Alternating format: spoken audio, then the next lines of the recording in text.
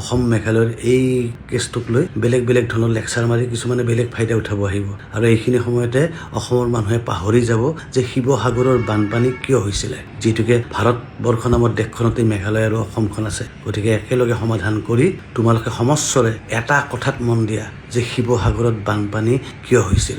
এইখিনি কথা কৈয়েই মহাপুৰুষ শ্ৰীমন্ত শংকৰদেৱ মোৰ চকুৰ আগৰ পৰা নোহোৱা হৈ গ'ল নে মই টোপনিৰ পৰা সাৰ পালোঁ, কিবা এটা হ'ল। যি নহওক তেওঁ আপোনালোকক এই কথাখিনি ক'বলৈ দিছিল, মই ক'লোঁ। কালি ৰাতি সপোনত মহাপুৰুষ শ্ৰীমন্ত শংকৰদেৱ আহিছিলে।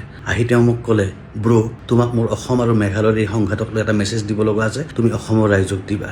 মই ক'লোঁ, হয় বাপ আপুনি কৈ যাওক। তেওঁ ক'লে যে অসমখন ক'ত আছে ভাৰতত, মেঘালয়খন ক'ত আছে ভাৰতত, এখন কেন্দ্ৰীয় চৰকাৰ আছে নে নাই? বোলো আছে। তেতিয়াহ'লে কেন্দ্ৰীয় চৰকাৰৰ নেতৃত্বত সকলো মানুহে মিলি সমিল মিলে এই সমস্যাটো সোনকালে সমাধান কৰাৰ কাৰণে চেষ্টা কৰা। তাকে নকৰি যদি উচতাই থকা যায় বিভিন্ন ধৰণৰ কথা কৈ, তেতিয়াহ'লে লছ কাৰ হ'ব? সাধাৰণ মানুহৰ, অসমৰ সাধাৰণ মানুহৰ, মেঘালয়ৰ সাধাৰণ মানুহৰ। এই ডাঙৰ ডাঙৰ মানুহবিলাকে তেওঁলোকৰ লাইফষ্টাইল ঠিকমতে চলাই লৈ গৈ থাকিব। ঠিক আছে। আৰু সকলোতকৈ গুৰুত্বপূৰ্ণ কথা হ'ল এই মুহূৰ্তত এইবোৰ কথা লৈ বহুতে ফাইদা উঠাব আহিব।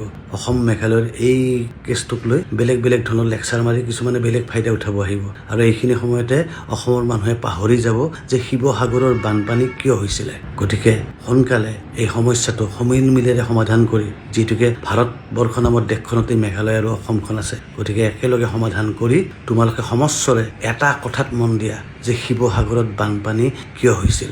এইখিনি কথা কৈয়েই মহাপুৰুষ শ্ৰীমন্ত শংকৰদেৱ মোৰ চকুৰ আগৰ পৰা নোহোৱা হৈ গ'ল নে মই টোপনিৰ পৰা সাৰ পালোঁ, কিবা এটা হ'ল। যি নহওক তেওঁ আপোনালোকক এই কথাখিনি ক'বলৈ দিছিল, মই ক'লোঁ। ধন্যবাদ।